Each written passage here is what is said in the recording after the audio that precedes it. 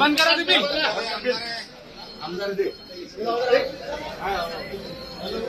तुम्हारे को क्या अरे मरण में एखादा माणूस तुझा खाल्ल्यावर मला एकदम गंदा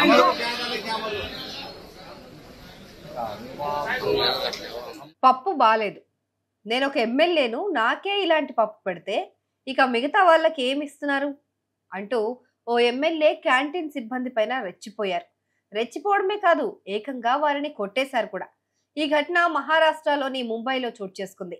శివసేన సింధే వర్గం ఎమ్మెల్యే అయిన సంజయ్ గైక్వాడ్ ఓ ప్రభుత్వ గెస్ట్ హౌస్ లో క్యాంటీన్ సిబ్బందితో గొడవకు దిగారు. పప్పు వాసన వస్తోందని కార్మికుడిపైన విచక్షణ రహితంగా దాడి చేశారు. ప్రస్తుతం ఈ వీడియో వైరల్ అయింది.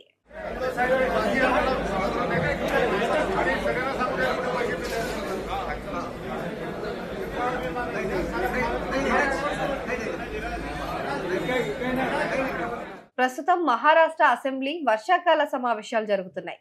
ముంబైలోని ప్రభుత్వ ఆకాశవాణి అతిథి గృహంలో బుల్దానా ఎమ్మెల్యే సంజయ్ గైక్వాడ్ ఉంటున్నారు. అయితే ఆయన ఫుడ్ కోసం ఆర్డర్ చేశారు. ఈ క్రమంలోనే క్యాంటీన్ సిబ్బంది ఎమ్మెల్యేకు ఫుడ్ తీసుకొని వచ్చారు. అయితే తనకి ఇచ్చిన పప్పు దుర్వాసన వస్తోందని వెంటనే ఆయన క్యాంటీన్ వద్దకు టవల్తోనే వచ్చేశారు. ఎవరు దీన్ని తయారు చేశారు అని అక్కడున్న వారిపైన గైమని అరిచారు. దాని వాసన చూడాలని ప్యాకెట్ ఓపెన్ చేసి మరీ అక్కడున్న వారికి చూపించారు. దీన్ని తిన్న తర్వాత తనకు కడుపు నొప్పి అసౌకర్యంగా ఉందని చెప్పుకొచ్చారు. తనకు తాజా ఆహారాన్ని వడ్డించాలని చెప్పినా కూడా ఇలా ఎందుకు చేశారు అని ప్రశ్నించారు. వేలాది మంది ఆరోగ్యంతో క్యాంటీన్ నిర్వాహకులు ఆడుకుంటున్నారని మండిపడ్డారు.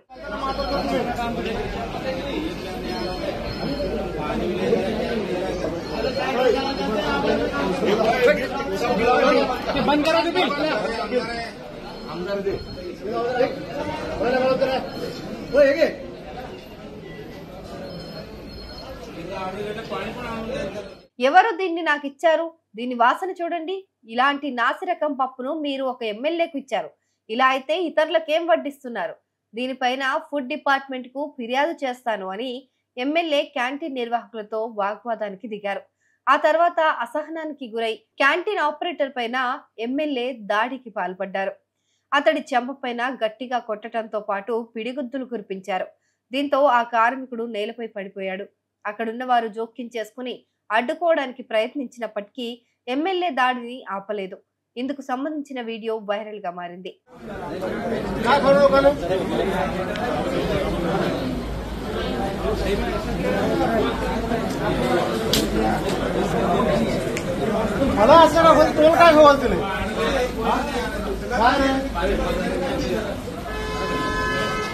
అయితే ఎమ్మెల్యే సంజయ్ గైక్వాడ్ ప్రవర్తన పైన ప్రతిపక్ష నేతలు మండిపడుతున్నారు.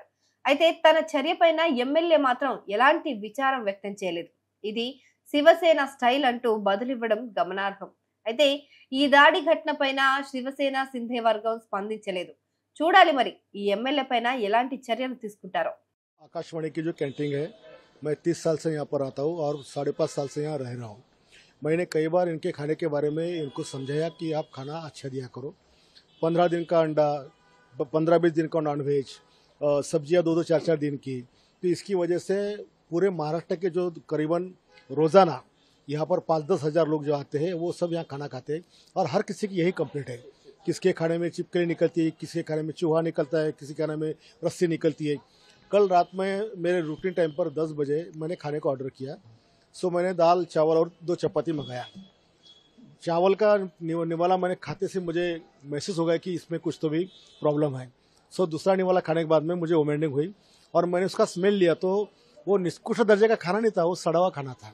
तो मैं जैसी हालत में मैं खाना खा रहा था वैसे मैं नीचे गया और वो मैनेजर से मैंने पूछा कि ये खाना आपने दिया है? बोले हाँ हमने दिया है। तो किसने लाया था? तो सब लोगों को लाया। मैंने मैनेजर और उनके 6 लोग और जो बैठे हुए खाने पर जो लोग बैठे थे उसको सबको ये स्मेल दिखाया। तो बोले ये बहुत गंदा है, ये खाने जैसा नहीं है। फिर मैंने उनको बताया कि मैंने आपको 10 बार ऐसे समझाया कि आप खाना अच्छे से दिया करो, आप हमारी ज़िंदगी से खेल रहे हैं, हमारी जान से खेल रहे हैं। ये अगर हम ये पॉइजन वाला खाना खाएंगे तो हम कल हमारी जान को कुछ भी हो सकता है। आज हजारों लोग वहाँ आते हैं, कर्मचारी आते हैं, पार्टी के कार्यकर्ता आते हैं। आप इसी तरह का खाना अगर उनको पेश करते हैं या देते हैं तो उनकी तो जान खतरे में है।